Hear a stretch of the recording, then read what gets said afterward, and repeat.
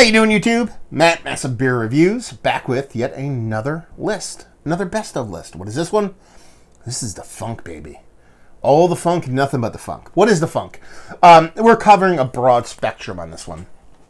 This one can cover, Saison, can cover sours, Berliners, wild ales, just anything with a slight tart funkiness to anything that'll rip the enamel off your teeth. I'm not going to do, I do too many lists to begin with. Kind of have to pigeonhole some of them into certain things. So this is the funky stuff, whether lightly funky or all the way funky. There you go. This is the best of list of 2018 of beers I've reviewed. Not the best funky beers I've had in 2018 in general, the stuff that actually hit my channel. So keep that in mind. Let's jump into it. First things first, Rodenbach. It's their fruitage, red ripened, refreshing Flanders-ish red ale. These are like little kind of like cans of like Flanders fruited red beers. I had one I reviewed it maybe about a month and a half, 2 months ago, and I thought it was fucking awesome. For the fact that I rip it off the shelf, chug the shit out of it, I thought it was a great beer. It was an absolutely fantastic beer. So if you like chuggable, it almost came off as one of those answer juice kind of fruited crowlery things. So if you like those kind of beers, that's definitely a great shelfie if you're kind of looking for one of those. Let's see. Next up, the Alchemist Petit Mutant Wild Ale. This one is a little bit different. It's a little bit cheating on this one in that I just it struck me in the right way. I was in the right environment. I was outside. It was a beautiful day. It hit me in all the right strokes. I think if I drank this beer maybe in a different setting, it might not have resonated with me as much. But I don't want to dumb it down or knock that beer down. It was a fantastic beer. I always like cherries in beer. I like my creeks. I like stuff like that. I tend to skew to that fruit when my sour beer's at an apricot. So yeah, it was absolutely delicious. And yeah, just a tasty MFer. Kind of limited edition. I was lucky enough to get a bottle from John Kimmick when I went up and interviewed him. So it's not something you can go grab from the brewery. But if you do find one, taste it. It's pretty good stuff. Funky Buddha Undefeated Saison. It's a great must Saison aged in Chardonnay barrels. Funky Buddha sends me one almost every year. It's a beer made to celebrate the last NFL team losing, so the Dolphins can go undefeated. Funky Buddha being from Florida, and I have loved the beer for quite some time. They just started doing like a barrel-aged version last year, and then pretty much the undefeated has become now just the barrel-aged version, and it just has so many layers, so much depth to it. It's just a fantastic, well-made beer. And to know that, Funky Buddha's kind of not owned solely by themselves anymore, so some people might poop it on there, but to know you can get that level of nuance and depth from something that you could hypothetically get on a semi-regular, I'm not saying it's a shelfie, but something you can get is a good thing. Next up, Russian River Consecration. Their Cab Sauvignon barreled wild ale with currants. I got this. Why did I get we had a Beer It Forward thing going in my local beer group where, you pretty much posted on a Facebook group a bunch of beers, and then someone would, be like, I want it. And then you'd run a random drawing, and then that person would get it, but then that person had to post a bunch of beers up and do the same thing. And a friend of mine, I got his Beer It Forward. And this is in there, and I'm like, man, I haven't had a Russian River in a long time, and I feel like an asshole because I can get them, and this was absolutely fantastic stuff. Just the layers, the depth. You're gonna hear the word layer and depth a lot in this one. To the beer and just how drinkable it was in such an impactful form while still being a legit sour beer was beautiful. Go check out the review; it's fucking fantastic. Dieu de Ciel. Up next, Dieu de Ciel Brewing is a Solstice d'État au Framboise. It's a sour wheat. Yeah, this was given to me by my buddy Jacob when I went out for my honeymoon out to Vermont. Him and his fiance came down and we shared some beers in Burlington, Vermont, and gave each other some beers back and forth. And this is in there. I drank this when I got back from my honeymoon, and it blew me away. I love me some Dieu de Ciel, but this one was kind of next level, especially on the sour front, the tart front. In that I've never had something that expressive from them in that format. So to see them do it and do it so well, that's freaking fantastic.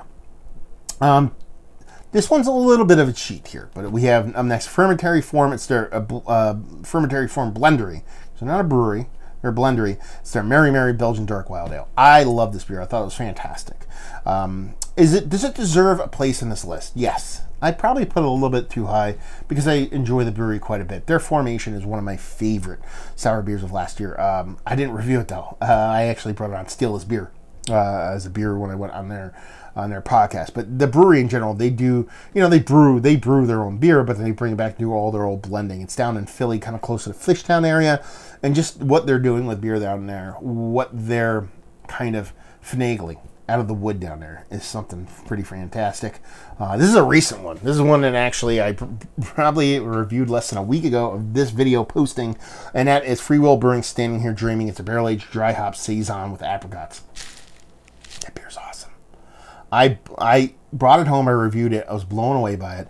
Just how it tasted very much old school kind of Belgian Seine Valley style kind of a saison, and it was just beautifully done. The apricots played so well. It came off more of like a wine barrel aged beer to me because of the way the apricots kind of played, and it was just awesome. To the point where I went out and immediately bought a couple bottles because that beer is fantastic. I rarely do that with beers. I have so much beer coming in and out to actually go out and just grab a bunch of extras for the sake of getting them. That in and of itself lets you know it's a great beer. Second or third, we have Wunderkammer Beer Volume 12 from the ruins of a subterranean feasting hall. That's a long goddamn name. Yeah, it's basically a gentleman, I forget his goddamn name. He's a brewer at Hill Farmstead, and this is his side project that he brews up there. My buddy Keith brought one back, and just what it did. It had this funk, this dirty funkiness to it. It had that typical kind of Hill Farmstead kind of pretty, beautiful softness to it.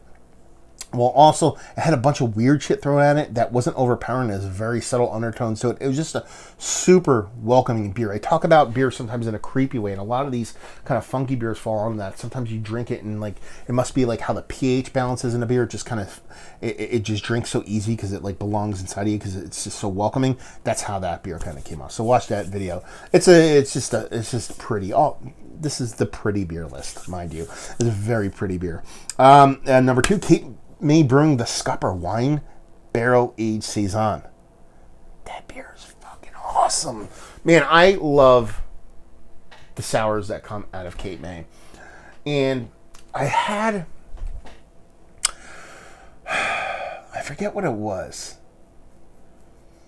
I had one a while ago. I forget what it was called. But I had one at my buddy's wedding. And then, I was like, man, I got to get down there. But it's so far away. You think I'm in Jersey. Cape May's in Jersey. They're like 4 hours away. And I get some of their stuff every now and then I was lucky enough to have them reach out to me to be like, I'm going to send you some beers, but it was like their PR person. But like literally a couple days later, the brewer, the owner or the head brewer wrote me and he was like, hey, I'm going to send you some beers. I'm like, actually, the PR person said they were going to send me beers. He's like, oh, okay, I'll talk to them. And then they ended up sending me a bunch of sour stuff instead of just their kind of press release canned stuff. It was this and another one. The other one was quite nice, but this one just took the cake. It was so beautifully done. The way that wine barrel played with that kind of tart, funky.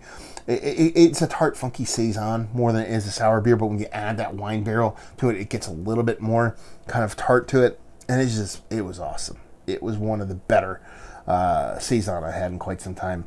And first was Orr's Family Brewing Domain Saison Blend number 2.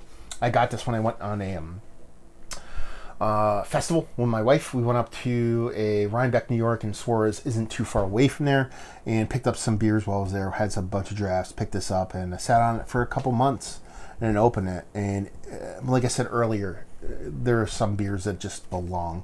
They drink like you're drinking. It's like, how you get in a pool of water that's just like the exact temperature of your body, so either hot or cold. It's kind of like that when you drink it. It makes so much sense, so in tune with the chemical levels of your body. This is weird way to explain it, but it was a great beer that also drank so well that it was just criminal. Go watch the review. That's when I get in depth with a lot of stuff. I'm not going to go back and watch all these reviews. It's going to take me too long. These are the lists, and I've said this on the other ones, and I'll say it on the ones going forward. I can interchange a lot of these, move some in, move some out. But these are the ones, and I think this is a good way to go about these lists, especially for my year ends, is that these are the ones. Basically what I do is I take an Excel sheet and I put every review that I've done the whole year, and I just skim them. I skim and go, oh yeah, that one. Oh yeah, that one. Oh yeah, that one, and weed it down into a big list. And then I color code each one with funk malt, hops, yada yada yada. And then I kind of narrowed it down from there, and you'd be like, well, that's not really putting a lot of effort into it. I think that's the best way to go about it, because the ones that are going to be impactful, that really meant something to you, are going to trigger something in your brain. So, well, like, don't go back and watch these reviews. I'm sure there are going to be one or two on these lists you'd be like, well, weren't that kind of blown away by it when you reviewed it. Well, you know what? You know, memory serves me differently on a lot of these. So this is my funk. This is the stuff that I really dug. And the beautiful part about this funky list, you can go get these. These are beers that'll keep. You know what I mean? Sure, a couple of them might be a little bit hop forward stuff, but these are beers that'll keep. These are beers you can go out and get. So if you have access to any of these and you like the beers that I like, especially in the funk area, don't hesitate to pull the triggers, because these are obviously the best of my best of 2018. So there you go. What do you think of the list? Do you agree? Do you disagree? Is there ones that you think that should be on there, or the ones that you think I should have not put on here? Let me know. So there you go. Hopefully you guys enjoyed the list. Hopefully you're enjoying some great beer this year and also next year. Hopefully see you next time. Cheers.